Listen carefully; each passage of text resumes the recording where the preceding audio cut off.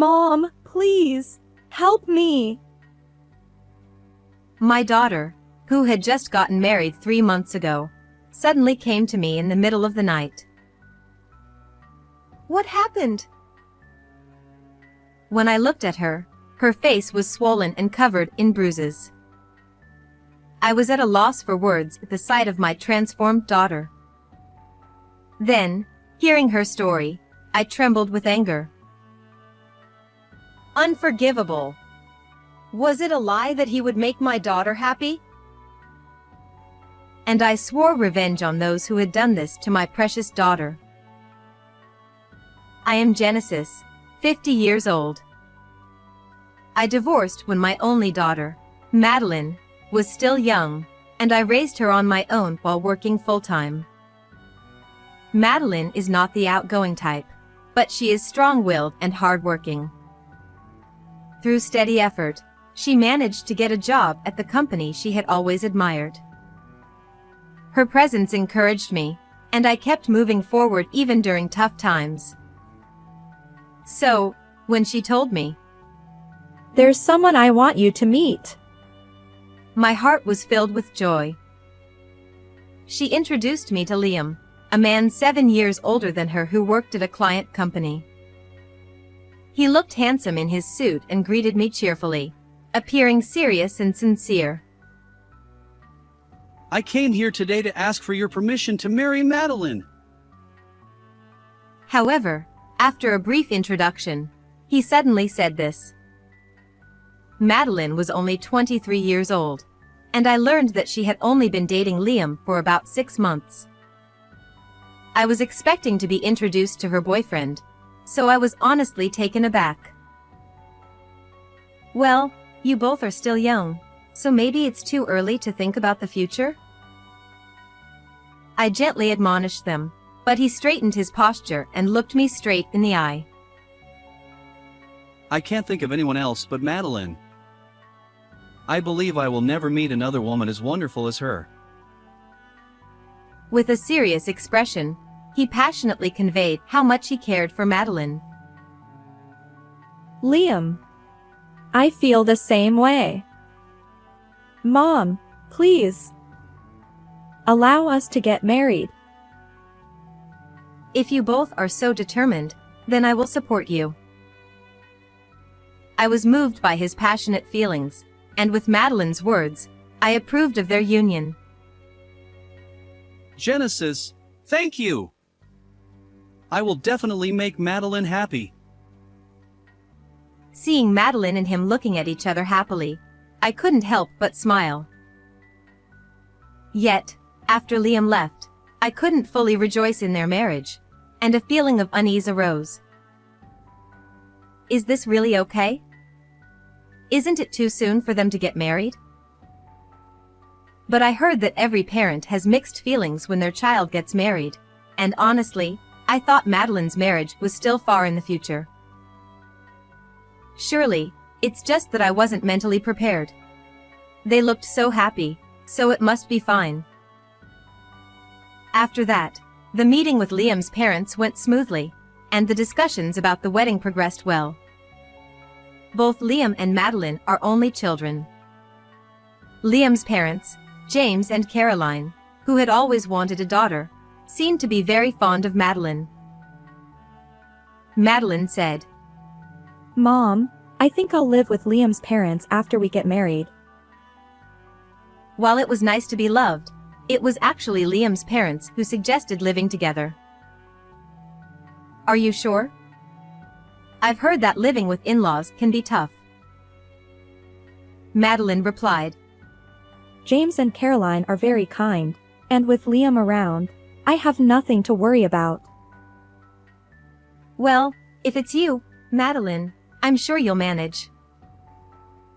Madeline had always been straightforward and loved by her elders, so I believed she would do well. Besides, Liam's parents' house was only a 20-minute drive from mine, so I felt reassured knowing I could quickly get there if needed. The wedding went off without a hitch, and Madeline's new life at her in-laws' house began. I thought she would be enthusiastic and doing well, but about a month after she got married, things started to change. The daily messages from Madeline stopped coming, and even when I sent her messages, she rarely replied. I didn't want to interfere too much with Madeline's married life, but I was worried, so I decided to call her. Liam answered the phone. Oh, Genesis, what's up? Can I speak to Madeline? She's in the bath right now. She's doing well, so don't worry. His tone was gentle but firm, and I ended the call without hearing Madeline's voice. After that, I didn't receive any messages or calls from Madeline. I'll just go see her. Caroline had told me to visit any time, so I decided to visit Madeline's in-laws' house that weekend. Caroline answered the intercom and said, somewhat curtly, that Madeline and Liam were out. I'm sorry for coming unannounced. When will they be back? She sighed deeply and said, You should have called ahead. I don't know when they'll be back. I thought she was right, so I had no choice but to leave. I wondered if I was worrying too much, but I couldn't shake the bad feeling, especially since Liam and Caroline's attitudes seemed different compared to before the wedding. After much deliberation, I decided to call Madeline's workplace just to hear her cheerful voice. To my shock, they told me she had already resigned and that her sudden departure had caused problems. Madeline quit her job? That can't be true. When she received the job offer from her dream company, we both cried tears of joy. Madeline had been so enthusiastic about balancing work and household chores like I did, so I couldn't believe she would quit suddenly. Something is definitely wrong. But what should I do? I wasn't sure if visiting her in-laws again would allow me to see Madeline, and I was even considering consulting the police when the incident happened. 2 days after learning about Madeline's resignation, it was late at night. Suddenly, the doorbell rang. Who could it be at 2 a.m.? Feeling suspicious, I cautiously peeked at the intercom screen. It was too dark to see clearly, but the figure looked like Madeline. I rushed to the door and hurriedly opened it. What happened at this hour? I've been worried since I couldn't reach you. Madeline said. Mom, I'm sorry. I was relieved to see her, but the next moment, I was speechless. Madeline's face was swollen beyond recognition, and her body was covered in bruises. What happened to you? How did you end up like this?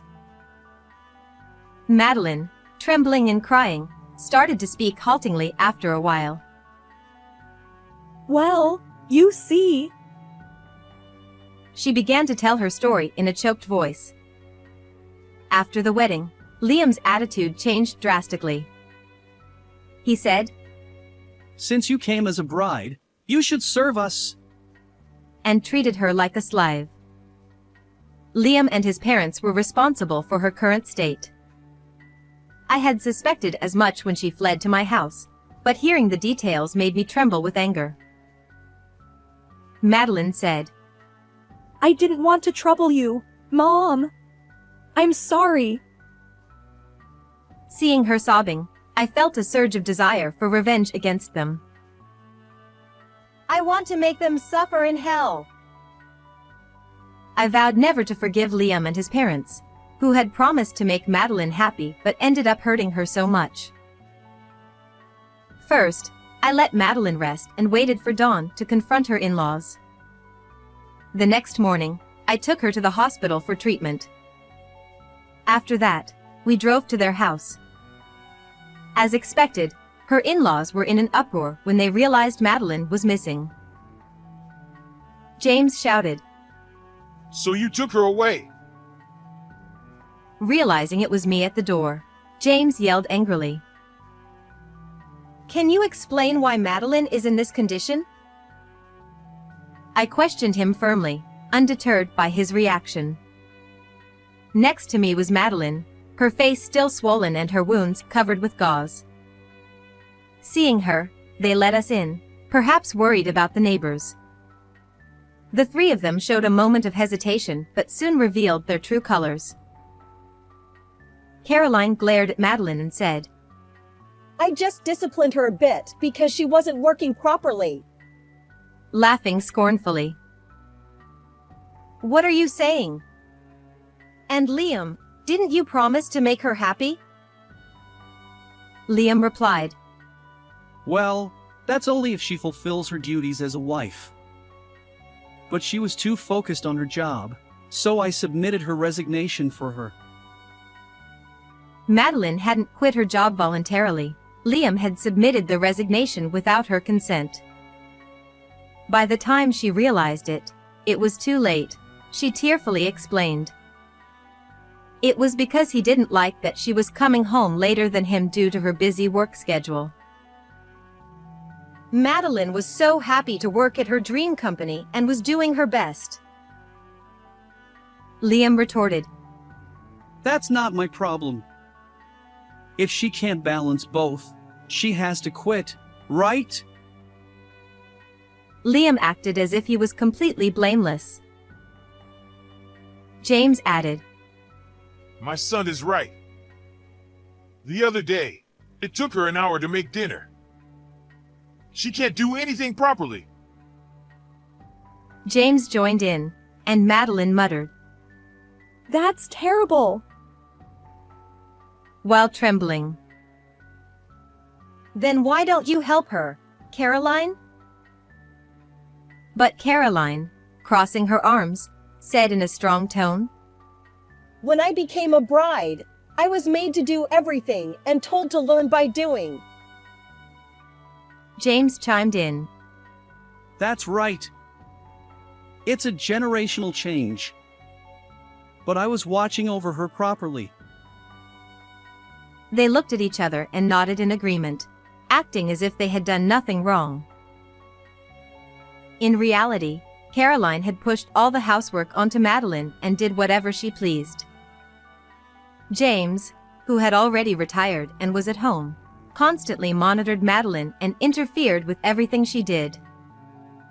They even took her phone to prevent her from telling me about it and made sure she couldn't leave the house when I visited. And that wasn't all. Madeline believed that Liam would change and help her someday.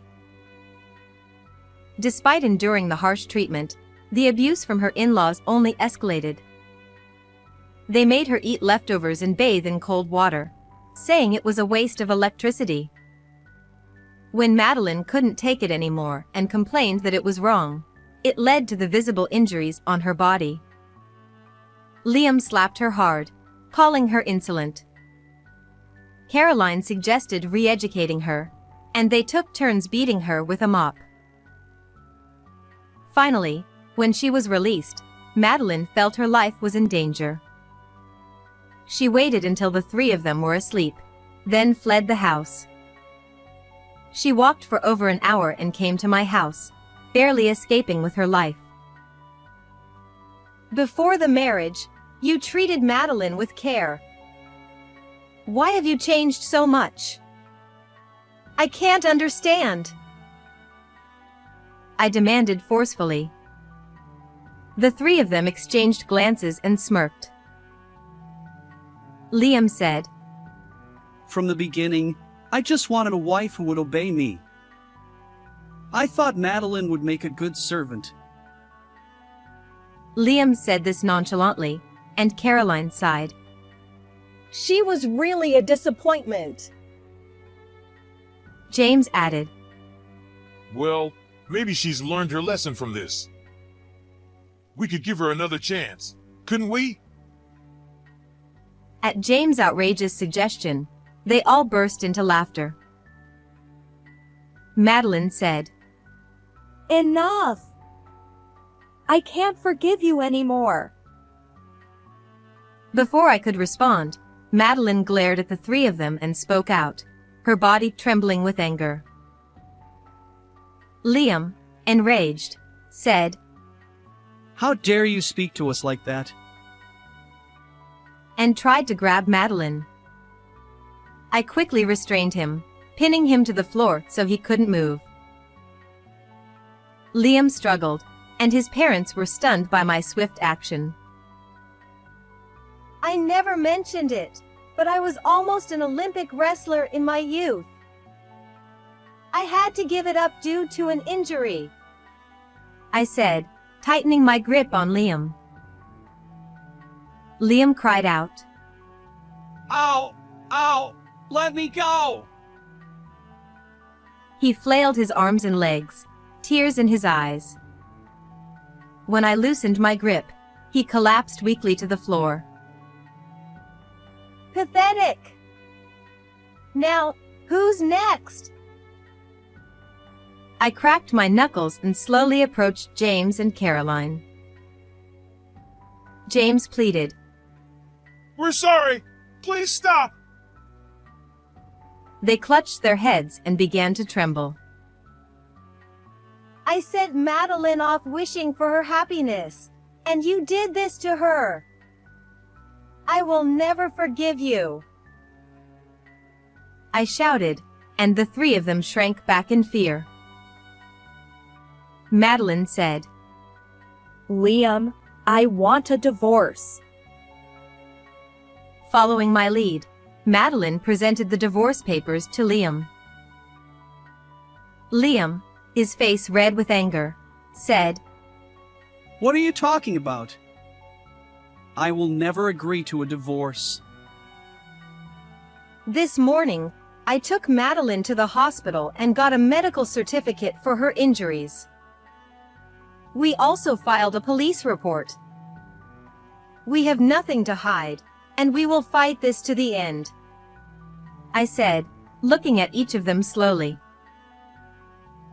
Now, they were sweating profusely, panicking, and shouting, Stop, please, and what about our reputation? Madeline said, I want a divorce as soon as possible. Seeing them in such a state, Madeline spoke with disdain. I look forward to seeing what happens next. You should regret what you've done. We gathered Madeline's belongings and headed for the door. Liam's pitiful voice called out. Wait, please. But without looking back, Madeline and I left the house confidently. After that, the divorce was finalized, and we claimed $20,000 in alimony. The police accepted our report, and the three of them were questioned. Although they were released soon after, the police visit to their house became a topic of gossip in the neighborhood, and they were shunned. As for Liam, when Madeline reported his abuse to her former colleagues, the news reached his company, and he was removed from the fast track to promotion. Meanwhile, Madeline took her time to heal both physically and emotionally at home and then started looking for a new job. As for me, my life is just beginning. I have started training to become a wrestling coach. How did you like this story? Please don't forget to subscribe to the channel. See you in the next video.